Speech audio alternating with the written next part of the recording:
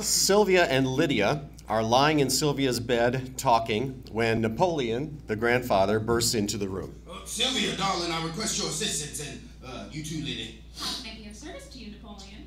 Why, I would love to assist you, Gramps. Your husband outvoted the board and had my bugle and tuxedo exiled. At last, I am abandoned with only a guitar and no wardrobe. Ladies, your assignments are to find me a wardrobe to match this detested guitar. Well, that should be easy enough. Lee, look under that closet, and on Daniel's side, towards the end, it should be a costume from last year's Halloween parade. Liddy searches the closet and pulls out a bullfighter's costume. It's all black with gold stitching. She hands it to Napoleon, who looks at it with amazement and wonder. He stands there looking at it and rubbing the fabric. Oh, this is beautiful. What is this, velvet? Why, yes, it is, Napoleon.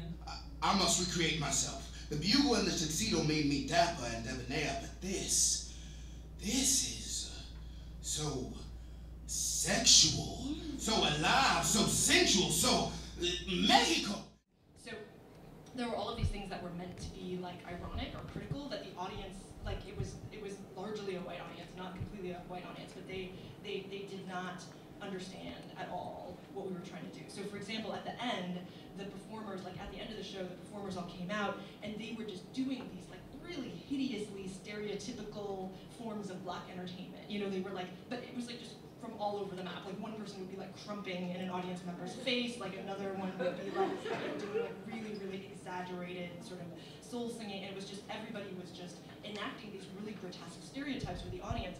And then which was supposed to make the audience uncomfortable, and then, you know, in the midst of that, they were supposed to like pull audience members on stage to dance with them, and we thought the audience would just be horrified, and like it would be this really great tug of war, you know, where the performers were like trying to pull people, like nobody wanted to come, but that is not what happened. What happened was that the audience members were like, oh, they want to be friends with us after all. Like, this is their way of being friendly. And so they all just went onto the stage, and all these white people were like trying to dance like black people, and, or whatever their approximation. And the performers were just like, we were not expecting that. You know, so the performers were completely freaked out, you know, like they were not expecting to have somebody crumping back in their face.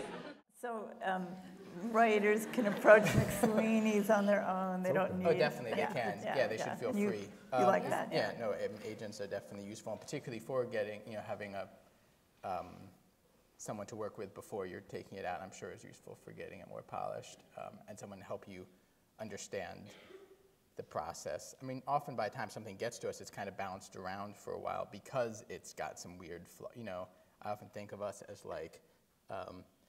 I don't really know what Filene's Basement is, but I have in my head Filene's Basement is a place where it's like this really nice cashmere sweater, but there's a little like dot right here or something that you get for, you know, and then if you just do such and such, like the dot's gone. That's how I kind of view our role in the ecosystem. Because if we were just going for things that were perfect and polished, we'd actually be getting to not very interesting things. Because if it's amazing and perfect, someone would have paid 2, 3, 4 times as much money as we can pay for it. But if we can work harder, because a lot of those big houses they will only take the finished thing because they're not going to spend the time making it something else. But if we're willing to spend a little more time, and this is probably true of all small publishers, presses. if you're willing to put the time to work with it and navigate it, then you can end up with something that's way better than something that anyone else would publish because you're not scared of the dot on the sleeve, if that's how Filene's Basement works.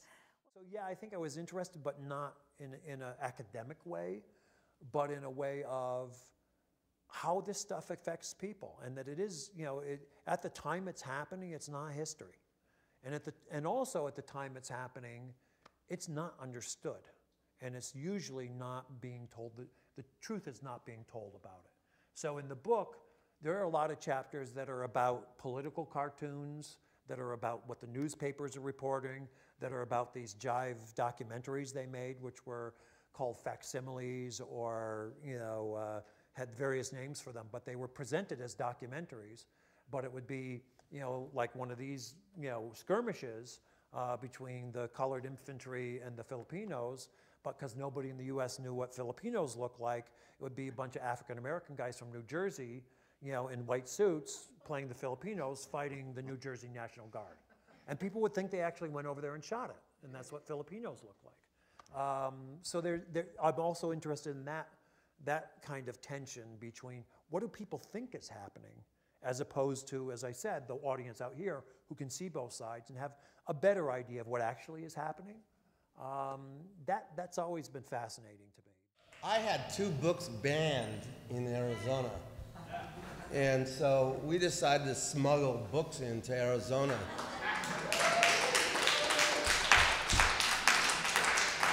And so, I don't know what that is You called. should explain a little what you're Well, talking about. I'll go back to that. All right. I just, as a backdrop of where I am now, but I have to say, when I came up, I don't know that I called it the American dream, but my mother and most of her family was from Mexico, and my father happened to be, was Anglo, but he was the boss of this industrial laundry, and that's where he met my mother. He grew up in East Los Angeles, spoke Spanish, long story there.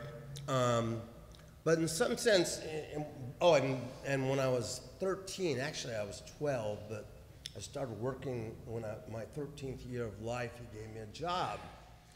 And so a combination of both my mother and